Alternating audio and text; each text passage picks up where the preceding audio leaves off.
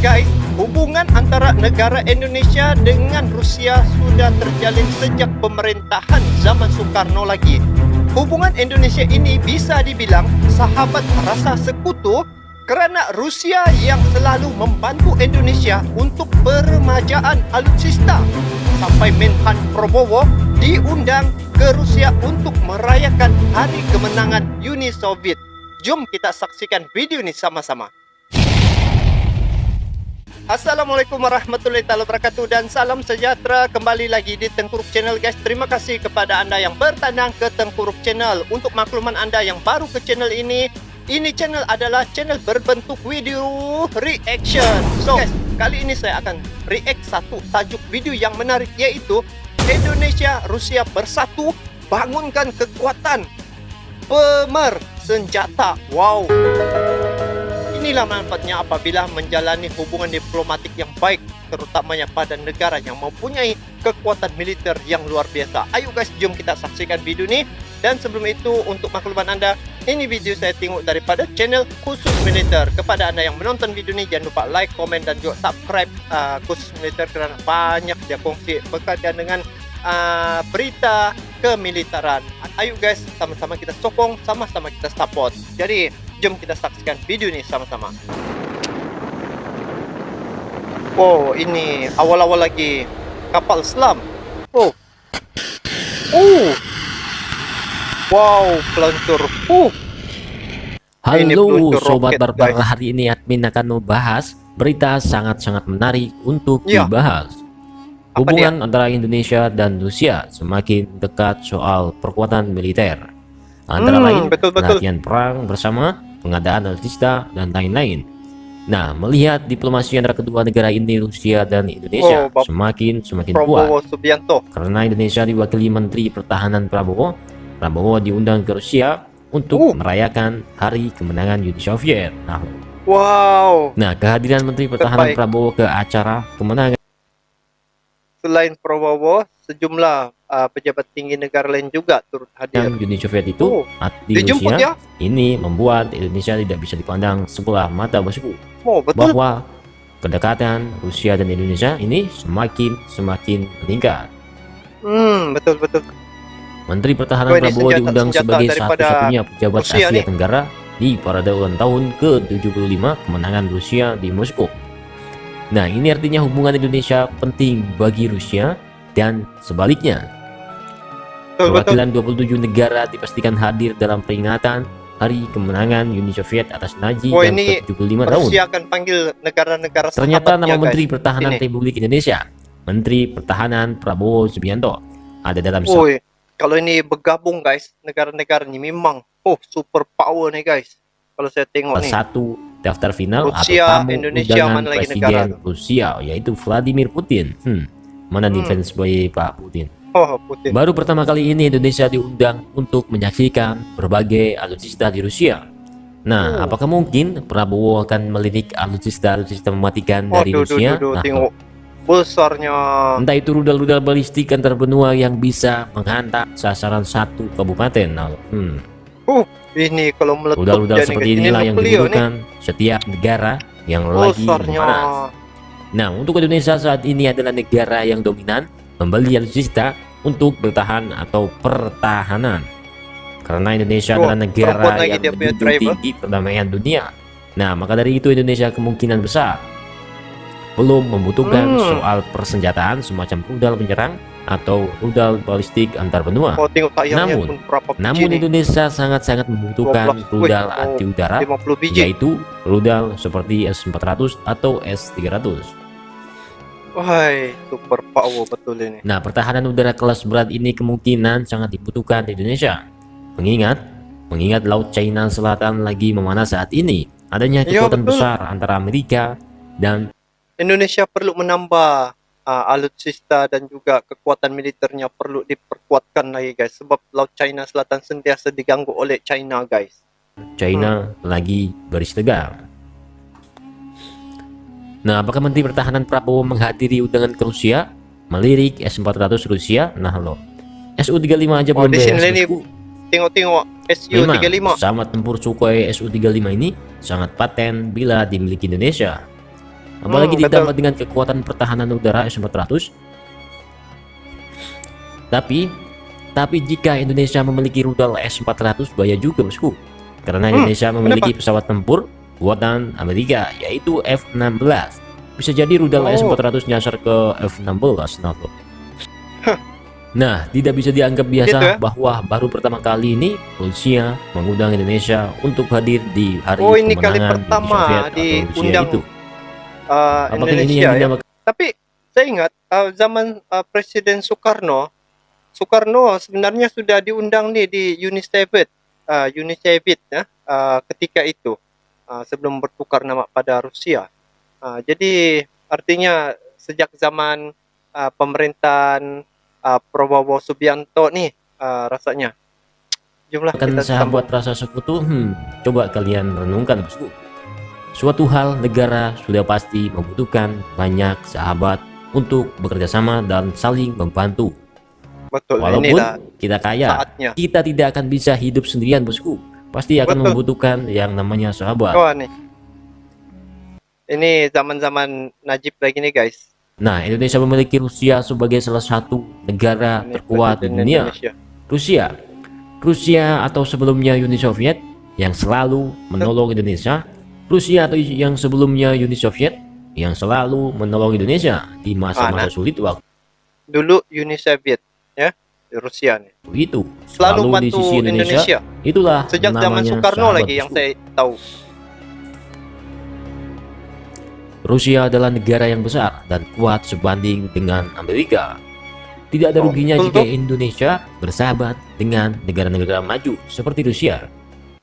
Artinya kalau macam sekarang nih, Amerika tempat pertama dari segi kekuatan militer, Rusia nomor 2. Dan Rusia ini bersahabat dengan Indonesia seperti adik-beradik. Ibaratnya Indonesia pun tempat kedua nih kalau saya tengok di sini. Rusia dikenal dengan kekuatan militernya yang tidak bisa dianggap remeh sedikit pun. Kuat juga nih Rusia nih. Karena Rusia adalah gudang atau pemasok Tapi kalau gabung alutsista dengan yang Indonesia, mematikan memang ke berbagai negara. Bahkan negara anggota NATO pun juga kepincut dengan alutsista buatan Rusia. Anggota Betul. NATO adalah anggota blok barat yang dikenal sebagai musuh-musuh Rusia. Rusia memandang Indonesia sebagai salah satu partner penting Rusia di kawasan Asia Pasifik. Wah, itu Yang saat kekuatannya ini guys. Asia Pasifik khususnya di Laut Cina Selatan lagi memanas bosku, yaitu kekuatan super besar Sang Naga melawan Paman Gober. Paman Gobera, China.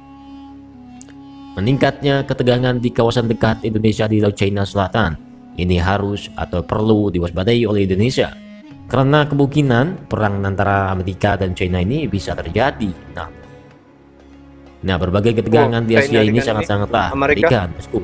Karena negara yang lagi memanas saat ini adalah negara yang berkemampuan nuklir.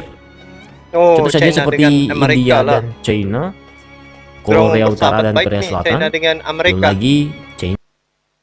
China dengan Amerika bersahabat baik. Rusia dengan Indonesia. Tapi Rusia dengan China pun bersahabat baik. Itu di sana guys. Macam terlalu rumit untuk kita menilai kan guys. Tapi apa yang kita dapat simpulkan di sini, yang paling jelas Indonesia dengan Rusia memang tidak ada masalah. Itu yang saya nampak guys. China dan Amerika. Ini China. Bahkan ada pengamat militer yang pastinya Ini bukan abal-abal, yaitu Robert Farley, bahwa Perang Dunia Ketiga kemungkinan dimulai dari Asia. Di mana lagi Asia? kalau bukan di Laut Cina Selatan antara China dan Amerika. Wih, Laut risau Cina Selatan kita, telah guys. lama menjadi wilayah perebutan antara Amerika Serikat dan China. Untuk saat ini konflik itu terjadi karena adanya perselisihan wilayah perdagangan dan sanksi perdagangan Wilayah yang perdagangan. dijatuhkan oleh Amerika terhadap China. Ketegangan antara dua adidaya Amerika Serikat dan China justru meningkat ke eskalasi tertinggi sejak berakhirnya Perang Dingin. Paham? Setelah beberapa tahun terakhir, dua adidaya ini melakukan rally politik dan ekonomi. Kini rivalitas antara keduanya mulai berkembang ke arah yang lebih mengkhawatirkan setelah Amerika melakukan gelar militer besar-besaran di Laut Cina Selatan.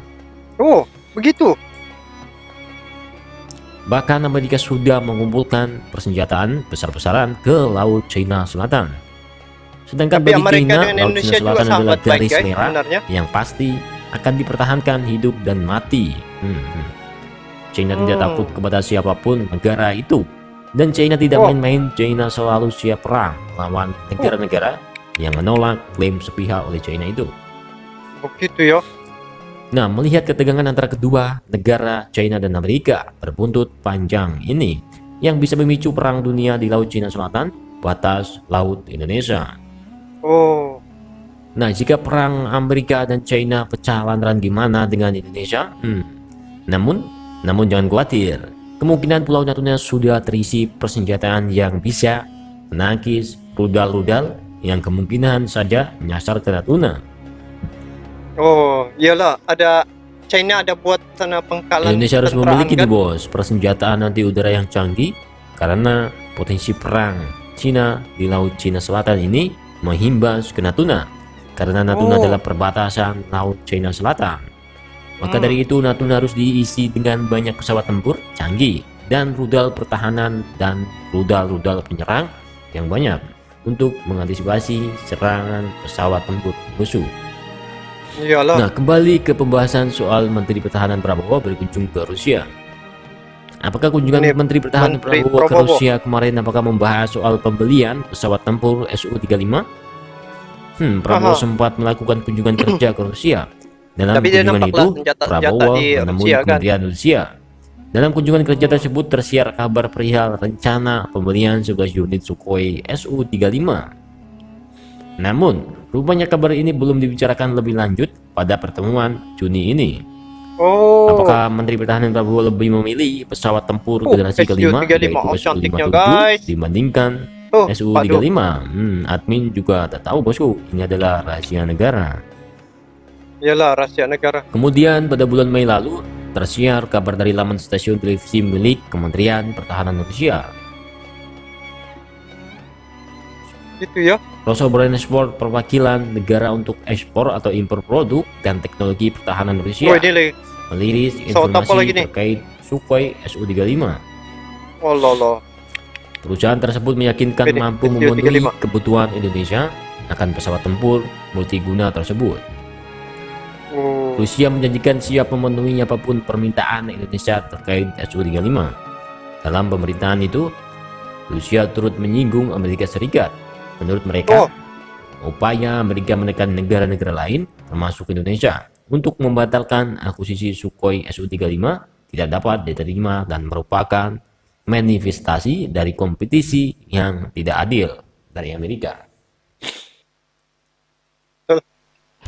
Oke lah guys, demikianlah video yang kita saksikan sama-sama itu tadi, yaitu Indonesia Rusia bersatu bangunkan kekuatan dari segi dia punya persenjataan.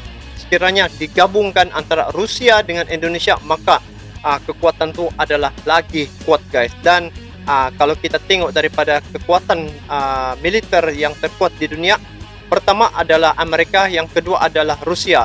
Dan kiranya Rusia nih dengan Indonesia dia seperti adik-beradik guys. Kalau ditengok daripada ranking dunia, Indonesia tempat ke-16.